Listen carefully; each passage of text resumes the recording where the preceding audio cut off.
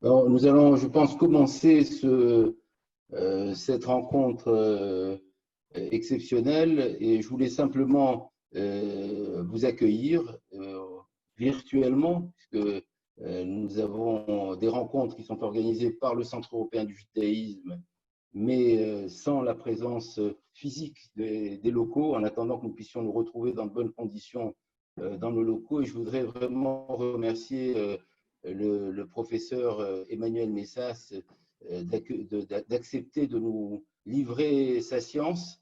Je pense qu'on est dans une période que nous vivons tous très difficilement depuis maintenant plusieurs semaines et il y a eu des acteurs qui ont été sur le terrain quotidien de la maladie et de la connaissance de la maladie et de la réaction par rapport à la communauté juive.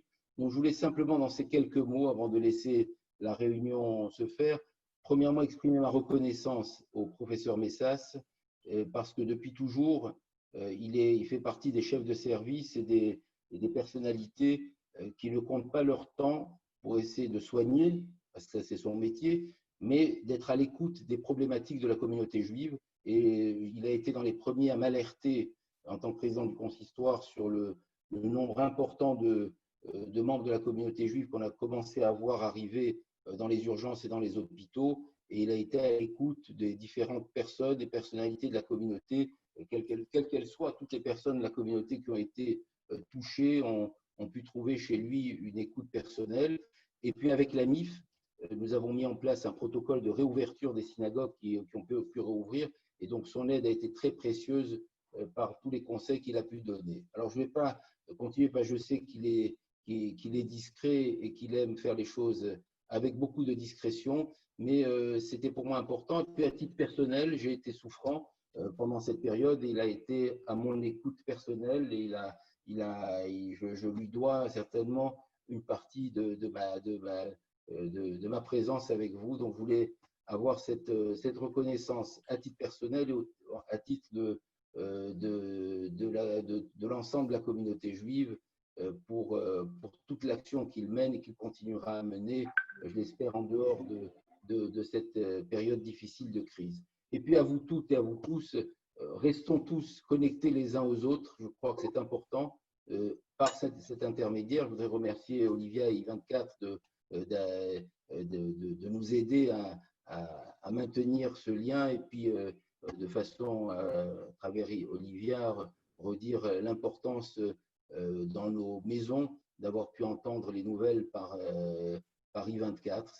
C'était toujours important. Et puis d'entendre des bonnes nouvelles d'Israël pendant toute cette période où nous étions beaucoup plus inquiets dans les différents pays du monde, c'était également fondamental. Voilà ces petits mots d'introduction en attendant de passer la parole à Olivia et de vous remercier pour votre présence en pleine Joël, nature. nous sommes en partenariat aussi avec l'OSM, Joël. Bien entendu, l'OSM, c'est un partenaire permanent de tout ce que nous faisons dans le CEJ. Nous avons d'ailleurs un Ulpan qui a continué pendant toute cette période, parce qu'il faut que tout le monde apprenne l'hébreu. On va apprendre l'hébreu, comme ça on changera, on n'écoutera plus I24 en français, mais en hébreu. Donc, voilà, merci, chers amis, et demeurez très prudents pendant toute cette période. Merci beaucoup. Merci Joël Merdi, merci beaucoup président du consistoire israélite de France, merci d'avoir été avec nous ces quelques minutes. Bonjour à toutes et à tous. Nous sommes donc dans cette conférence virtuelle avec Zoom, en partenariat, vous l'avez dit, avec l'organisation sioniste et le centre. On va vous demander juste à vous tous de couper vos micros, s'il vous plaît, c'est important.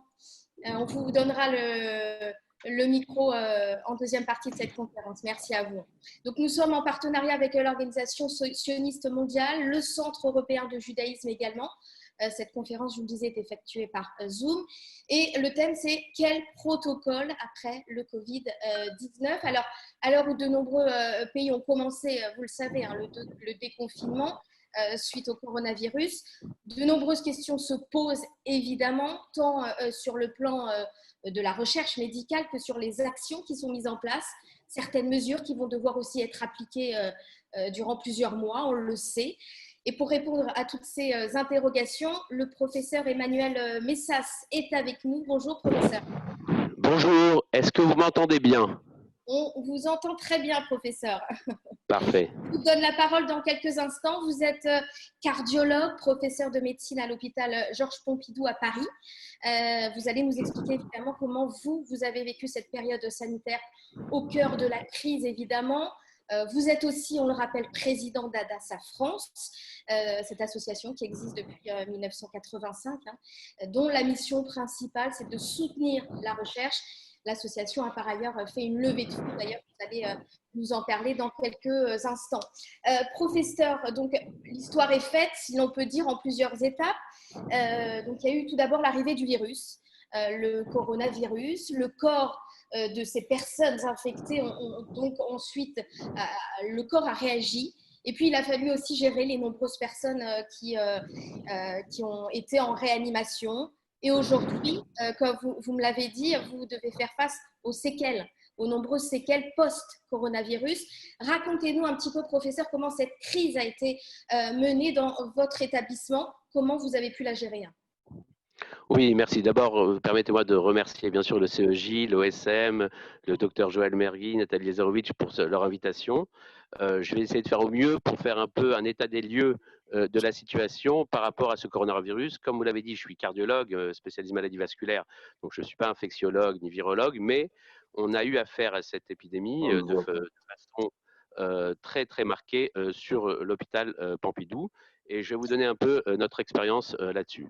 Alors, en fait, maintenant, si on regarde par rapport à l'épidémie, on a eu plus de 750 patients qui sont passés dans l'hôpital, et ça a véritablement transformé complètement l'organisation de l'hôpital, qui s'est complètement concentrée sur la prise en charge du Covid. Et les services n'étaient plus de services de cardiologie, plus de services d'orthopédie, plus de pneumologie, mais c'est des services Covid dédiés. Pour ma part, mon service a fait 2 étapes. Une première étape où il était SAS, c'est-à-dire qu'on sélectionnait les patients qui venaient des urgences pour savoir s'ils étaient Covid plus ou Covid moins. Et ensuite, il a été au niveau de ma deuxième partie de service, qui est la rééducation, post-Covid, pour évaluer l'impact justement de cette maladie. Voilà, on me voit. Très bien. Et donc, oui. Juste une chose, Emmanuel, voilà, on ne voyait pas la vidéo, donc c'est bon. C'est bon? On vous voit, on vous entend. Parfait. Et donc, l'idée était de gérer tout cela en un temps très court. Et donc, ça a eu cet afflux de patients qui a fait que l'organisation de l'hôpital a été très challengée là-dessus. Et finalement, après maintenant quelques mois, on commence à mieux comprendre les différentes étapes, et ça c'est très important à comprendre, de l'infection, qui se divise en fait en 4 étapes. La première étape, c'est l'infection virale elle-même, c'est le virus qui est prédominant dans la maladie. Et c'est là-dessus que les virologues, les épidémiologues et ceux qui sont responsables de la propagation de la maladie doivent intervenir. Ça, c'est le virus qui rentre dans le patient. Et donc, vous allez voir qu'il y a toute une stratégie thérapeutique et de prévention et de thérapie pour éviter l'infection virale, le portage viral. La deuxième étape, c'est la fameuse étape du choc cytokinique. Et les patients rentraient déjà, quand ils venaient à l'hôpital, à 7-8 jours de la maladie. Et le choc cytokinique, c'est la réaction de l'hôte contre le virus, la réaction du patient contre le virus. Et finalement, c'est ses capacités immunologiques, c'est sa réaction inflammatoire qui va déterminer son pronostic. C'est plus le virus, mais c'est le patient. Et c'est là que tous les traitements spécifiques vont intervenir. On a entendu parler du tocilizumab, de l'anakinra, des molécules qui ne ciblent pas le virus, mais qui ciblent le choc cytokinique, la réaction inflammatoire. La troisième étape, malheureusement, et chez nous c'était un patient sur 4 ou un patient sur 5 qui était hospitalisé, c'est la réa. Là, à ce moment-là, c'est les prouesses de la réanimation, c'est la ventilation, c'est la dialyse, c'est la noradrénaline, c'est le décubitus ventral pour sauver le patient et pour le sortir de ce qu'on appelle le syndrome de détresse respiratoire aiguë, c'est-à-dire l'infection majeure du poumon. Et on va mieux comprendre, après je vais vous parler de l'intervention, que probablement ce n'était pas qu'une maladie du poumon, mais c'est une maladie des vaisseaux, et c'est pour ça que finalement on est intervenu là-dessus. Et puis la quatrième étape, c'est ce qui se passe actuellement, c'est le post-Covid, c'est c'est les patients qui sont ou sortis de réanimation ou sortis d'hôpital et qui, chez certains, restent asymptomatiques, certains ont des séquelles respiratoires, certains ont des séquelles cardiovasculaires et certains ont des séquelles neurovasculaires avec sous-jacent le problème de l'immunité et de la contagiosité qui ne sont pas encore clairement évalués. Professeur, alors depuis le confinement, vous parliez du post-Covid-19. Alors, bien des choses évidemment ont changé dans le pays, notamment au sein de votre établissement. Pour faire face à la lutte contre la propagation de la maladie, vous avez décidé de prendre en main un projet. Vous êtes à l'initiative de projets de recherche. Alors, c'est le cas notamment, vous parliez de molécules, du fameux médicament de l'hydroxychloroquine, très controversé, on le sait. Quel regard vous portez à ce sujet ? Alors, comme je l'ai dit initialement, je ne suis pas virologue, il faut écouter les spécialistes de virologie. Le Didier Raoult, il est spécialiste, il a travaillé pendant 40 ans sur cette molécule et les maladies virales. Donc, il est difficile à ce stade actuel de définir si l'hydroxychloroquine ou l'association azithromycine-hydroxychloroquine, finalement, va être efficace en termes de prévention et en termes de pronostic des patients. On attend d'ailleurs le résultat de sa série, qui est la plus grosse série mondiale, de 4000 patients, où il a testé tout le monde. Donc, il a des patients diagnostiqués, il a le suivi des patients, il les a traités, et donc on peut regarder. La première chose qu'il faut comprendre dans l'évaluation des traitements médicamenteux dans l'infection virale, c'est pas la même évaluation qu'on fait qu'on évalue un médicament pour l'hypertension ou un médicament pour l'insuffisance cardiaque. Le délai est court, on ne peut pas se permettre de faire des études randomisées en double aveugle, et donc il faut finalement évaluer les populations avant le traitement versus les populations après le traitement. C'est la seule façon de faire pour voir si un médicament est efficace. Aller faire une étude randomisée en double aveugle, il n'y a pas assez de patients, et deux, il n'y a pas assez de recul pour pouvoir le faire. Donc ça, c'est la première chose. La deuxième chose, effectivement, on semblerait que ce cocktail d'hydroxychloroquine et d'azithromycine fait sous surveillance cardiologique, parce que même dans l'étude marseillaise, les patients avaient un électro à J0 et un électro à J2. Donc, ils étaient surveillés parce qu'effectivement, on peut avoir des troubles de la conduction, des troubles du rythme sous ce traitement-là, ce d'autant que la maladie, on en reviendra, donne ce qu'on appelle une hypokaliémie. Elle donne un potassium bas qui peut lui-même favoriser des troubles de conduction et des troubles cardiaques. Donc, la maladie donne des troubles cardiaques et les médicaments peuvent aggraver ces troubles, et donc, ça nécessitait une surveillance rapprochée. Ça, c'est la première chose. Ça, c'est, comme vous le dites, des médicaments pour éviter la première phase. La première phase, c'est celle de l'entrée du virus dans l'organisme. Or, le virus, il rentre dans l'organisme grâce à deux protéines. Une protéine qui s'appelle l'ACE et une autre qui est la clé de la protéine, c'est le TMPRSS, c'est comme ça. Et cette molécule-là, l'ACE, elle est ce qu'on appelle ubiquitaire, et ça va expliquer beaucoup de choses. Elle se trouve dans le réseau vasculaire, elle se trouve dans le cœur, elle se trouve dans le rein, elle se trouve dans le cerveau et elle se trouve dans le poumon. Donc, tant qu'il y a la porte et qu'il y a le virus rentre dans la porte. Et donc, il va rentrer, ce qui explique l'aspect polymorphisme de la présentation clinique. Il n'y a pas que des problèmes pulmonaires, on a vu. Des fois, les gens avaient une perte de goût, des fois, ils n'avaient que la toux, des fois, on a eu des patients qui rentraient dans la maladie. Docteur Messas, est-ce que vous pouvez vous éloigner un tout petit peu de votre téléphone? Vous pouvez vous éloigner un petit peu de votre téléphone? Je pense qu'il y a des échos. Voilà, c'est bon. Voilà. Je pense que c'est bon. Merci. Je vous laisse continuer, docteur. Voilà. Alors là, vous êtes trop loin. C'est moins bon. Ouais.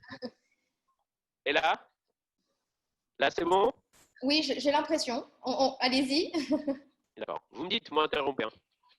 Voilà. Et donc, l'entrée de la maladie peut se faire en fonction de la présence de ce récepteur. Ça peut être un problème ORL, c'est un problème pulmonaire. Difficilement. C'est un problème de réseau. C'est un problème de réseau. Et là, comme ça? Allô? Allez-y. Ouais. Alors, si vous êtes proche de votre téléphone, parlez pas trop fort, si c'est possible. Merci à vous. D'accord. OK. Merci. Voilà. Donc, ça rentrait par la protéine qui peut donc expliquer le polymorphisme de la présentation clinique, qui peut être ou ORL, ou pulmonaire, ou cardiaque, ou même parfois rénal. Donc ça, c'est la première chose. Et donc, on a travaillé sur des médicaments qui bloquent la porte d'entrée. Et on a trouvé, par exemple, des médicaments, par exemple, du cancer de la prostate, tout bêtement, qui bloquaient le TMP-RSS2 pour éviter l'entrée du virus. Ça, c'est la première partie. La deuxième partie, lorsque vous avez le choc cytokinique, eh bien, le patient n'est plus sous contrôle. On n'arrive plus à le contrôler et il fait il va inonder son poumon. Et pour éviter cette inondation du poumon, on va donner des anti-chocs cytokiniques, des anti-interleukine 1 ou des anti-interleukine 6. Là, c'est pour traiter le choc cytokinique. Le virus n'est plus prédominant. Enfin, il y a la réanimation, où on a tenté des traitements expérimentaux pour améliorer l'oxygénation du poumon.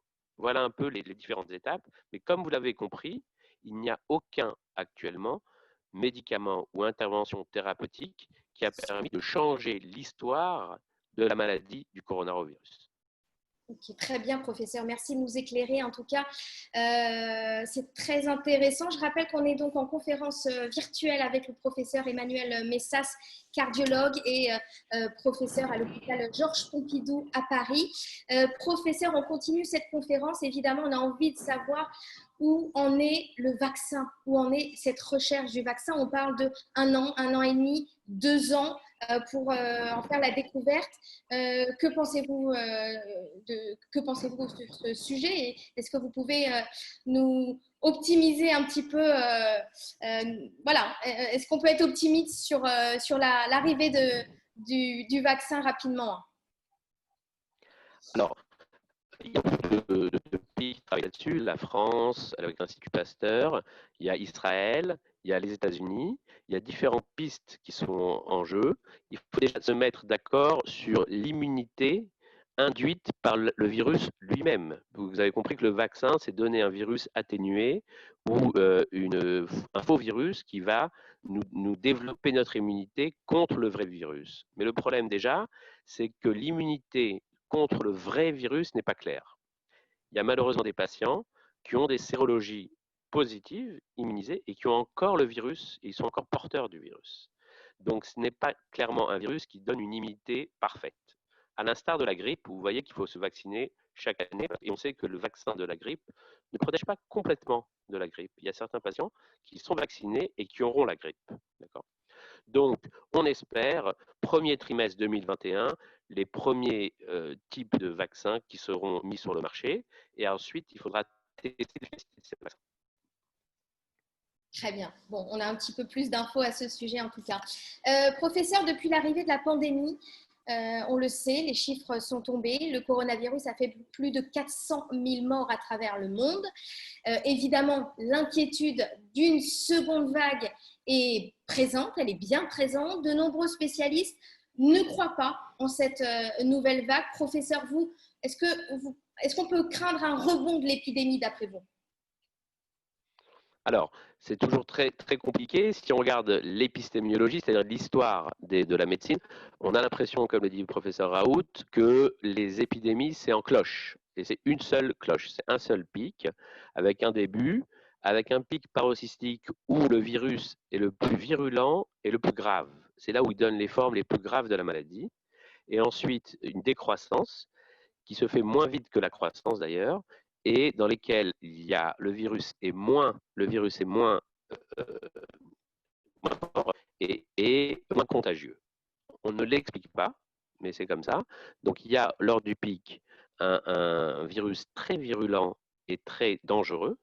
Et lorsque le virus diminue, lorsque l'épidémie diminue, le virus devient moins contagieux et moins grave. Cependant, il est toujours là et on peut avoir ce qu'on appelle des clusters, c'est-à-dire des endroits où le virus va se propager dans des lieux fermés comme les écoles, les EHPAD, les hôpitaux ou les synagogues. Et c'est le cas, excusez-moi de vous interrompre, c'est le cas actuellement en Israël, où de nombreuses écoles sont fermées car beaucoup d'enseignants, d'étudiants, d'élèves sont aujourd'hui contaminés. On ne s'y attendait pas en Israël.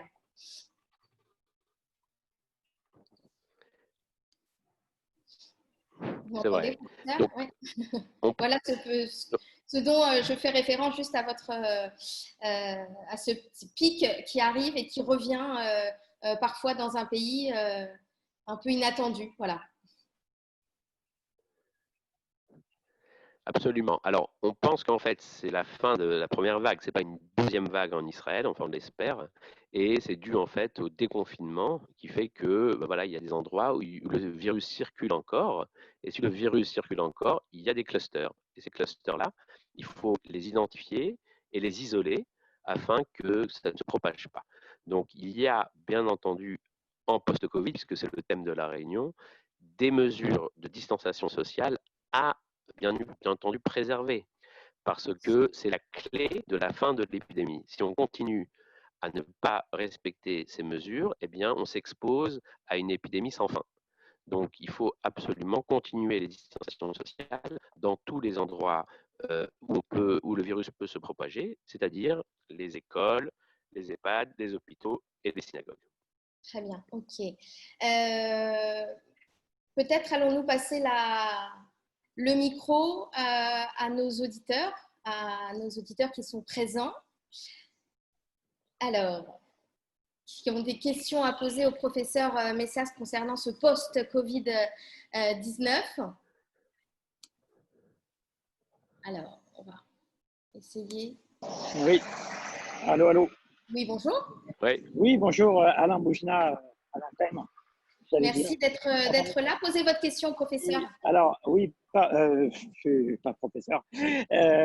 Alors, donc, en fait, je voulais vous demander, est-ce que, je veux demander à Emmanuel, au professeur Messas, Oui. par rapport à la distanciation, est-ce que le fait de porter un masque et la distanciation, c'est pas un petit peu trop, j'allais dire. C'est-à-dire, est-ce que juste le fait de porter un masque nous permet de ne pas, entre guillemets, exagérer par rapport à la distanciation? Alors, c'est une bonne question.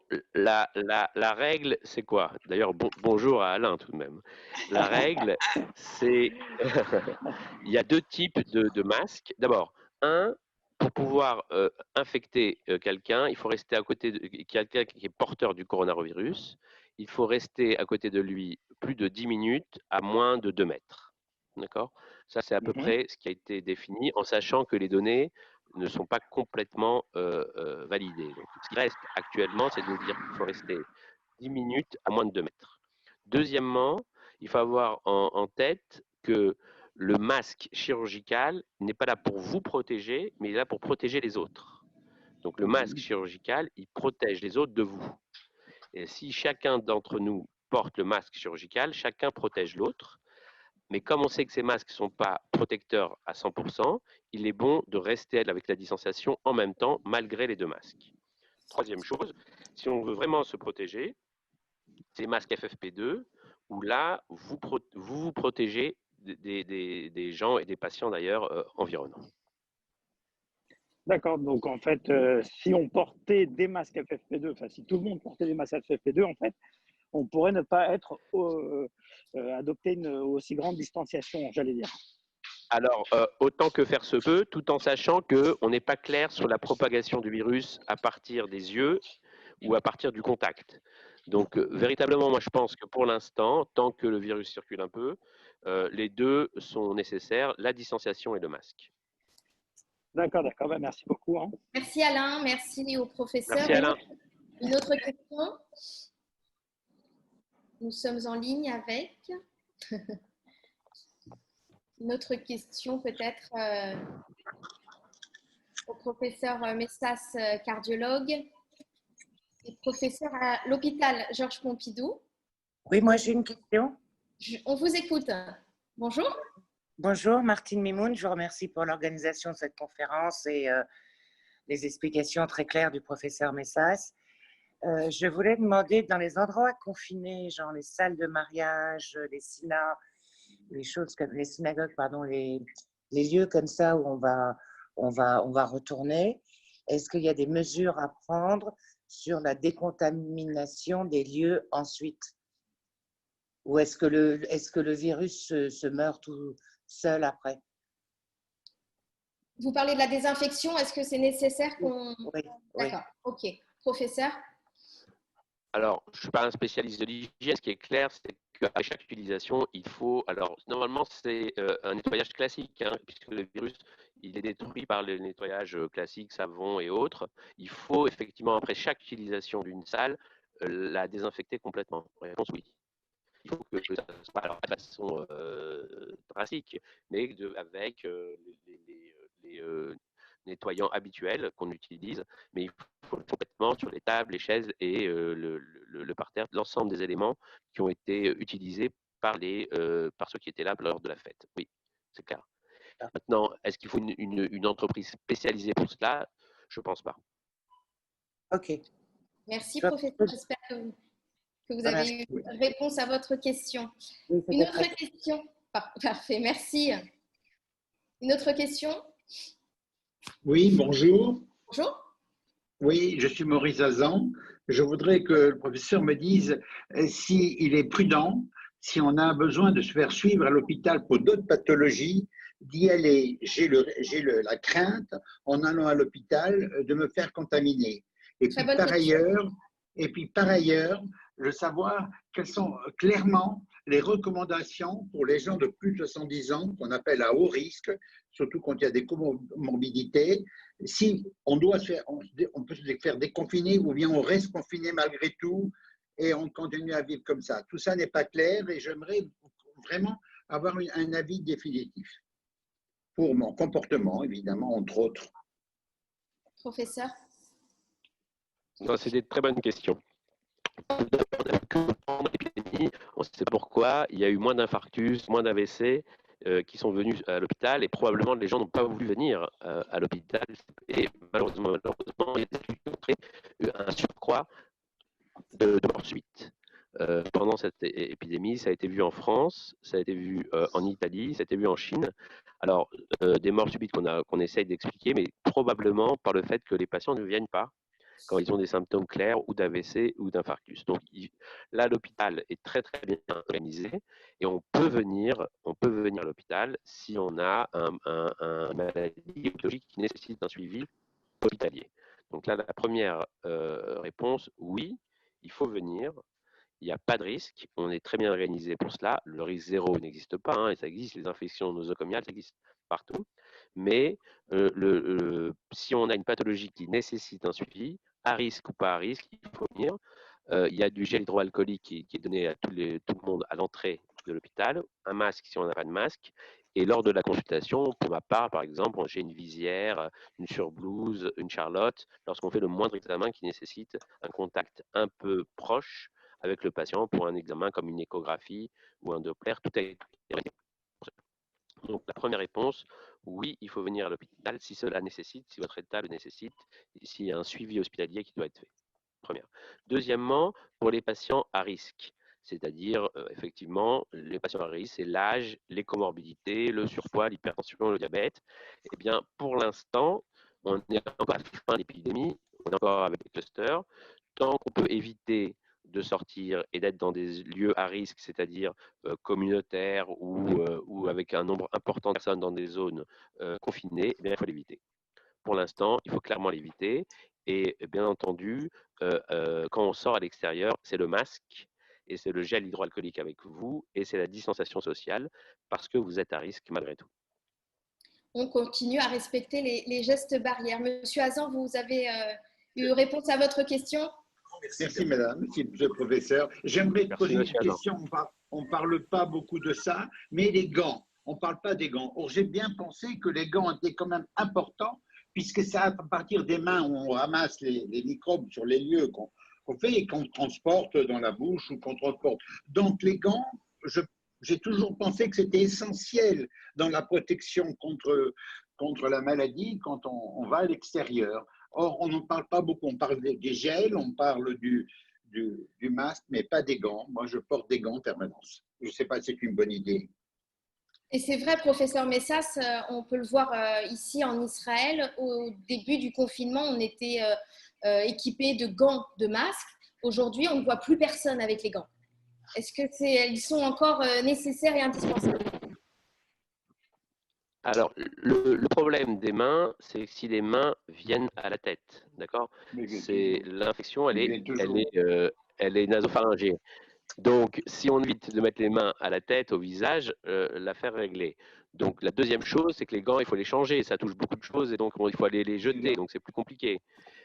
Donc, le gel hydroalcoolique tous les 15 minutes, fréquent, ou lorsqu'on touche quelque chose où on pense que le virus était là, est plus efficace que des gants qui eux-mêmes s'infectent. Et si après on se touche la tête avec les gants, le problème reste le même. Donc, les gants, si on veut, mais c'est compliqué après, il faut les jeter, il faut les renouveler. Mais le gel hydroalcoolique, les masques et la distanciation sociale, c'est la clé pour protéger, pour éviter la propagation du virus. On aura compris, donc masque, distanciation sociale et gel hydroalcoolique. Merci, Monsieur Hazan. Merci de votre question. Une autre personne qui souhaite prendre la parole. Oui. Une question au professeur Messas, on vous écoute. J'ai une petite question. Oui, Monsieur Corsa, bonjour. Oui, bonjour. Donc, pour le professeur Messas, en environnement hospitalier, est-ce que le constat d'une baisse effective des cas entrants se remarque déjà? Est-ce qu'on peut considérer que la tendance est vraiment à une amélioration ou c'est encore trop tôt pour se prononcer? Oui. Alors, il faut que les autres intervenants… Est-ce que vous pouvez couper votre micro pour ceux qui n'interviennent pas? Merci beaucoup, c'est important pour une bonne écoute pour tout le monde. Merci. Allez-y. Voilà. Alors, clairement, à l'hôpital, on avait à peu près 250 lits qui étaient dédiés et occupés par des patients Covid. Là, on n'a plus qu'une dizaine. Donc, clairement, l'entrée des nouveaux patients en Covid a drastiquement diminué. On a malheureusement encore beaucoup de patients en réanimation. Vous savez que le séjour en réanimation était de 1 mois, voire 2 mois en réanimation. Et donc là, ce n'est pas encore fini. On est encore pas à saturation, mais on est encore à un taux d'occupation très important sur la réanimation. Par contre, ce qui est en train de venir, on n'en a pas parlé, je vais en parler un peu, c'est les séquelles post-Covid, où on a beaucoup de patients qui arrivent maintenant. On est en train d'organiser une consultation, une hospitalisation pour cela, parce qu'ils ont des symptômes séquelaires du Covid qui sont peu pulmonaires, mais qui peuvent être cardiovasculaires. Alors, il y a des tachycardies, il y a des gens qui ont 120-130 par minute de base au repos. Il y a ce qu'on appelle un déconditionnement. C'est des patients qui ont un cœur et des poumons normaux, mais dès qu'ils marchent 5 minutes, ils s'accélèrent de façon très rapide et ils sont bloqués. Il y a ce qu'on appelle une bloc-pnée, ils ne peuvent plus avancer. Donc, il va falloir faire de la rééducation là-dessus.